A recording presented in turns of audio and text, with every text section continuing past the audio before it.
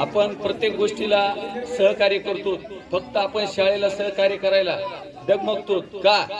आपण का लक्ष देत नाहीत? आपल्या इथं लेकरं शिकतात, हे बी एक मंदिरच आहे. आपल्याला सप्त्याचे लोक दारात आले तर आपल्याला सप्त्याची पट्टी द्यावंच लागते. तसं शाळेला सुद्धा खूप पैशाची गरज असते. बिगर पैशाची शाळा चलत नाही.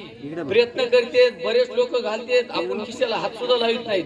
द्यायला नाही एक जर जाऊ दे, आपली काय नाही देत तरी भागत आहे, असं नाही जमत. आपल्याला सुद्धा सवय लागली पाहिजे, शाळेमध्ये आलं पाहिजे, गेलं पाहिजे. आपले विद्यार्थी काय करायले याच्या संग आपण शाळेला सतत भेट दिली पाहिजे. त्याच्यानंतर आपण शिक्षकासोबत सुद्धा संवाद केला पाहिजे. आणि आपल्याला शाळेला काय कमी आहे, आपल्याला काही देता येते का, आपण सतत प्रयत्न केला पाहिजे. निव्वळ लेकरं आपण तयार करायचे, शाळेमध्ये पाठवायचे, आणि मास्तराने शिकविलं का नाही शिकविलं याच्यावर लक्ष सुद्धा द्यायचं नाही. हे चुकीचं आहे. आपल्याला काळाप्रमाण बदलावं लागेल.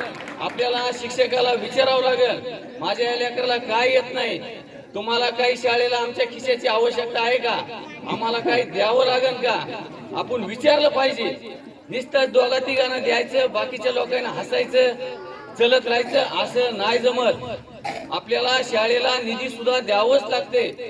प्रत्येक गोष्टीला शिक्षकांनाच घालायचे असं नाही जमत.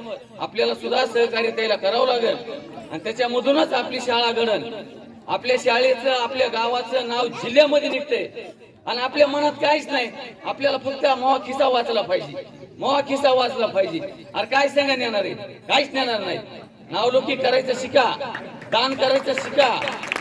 एवढे दोन शब्द माझे संपवतो. जय हिंद, जय भारत. कोणत्याही राजकीय नेत्याला लाजवेल अशा प्रकारचं भाषण या ठिकाणी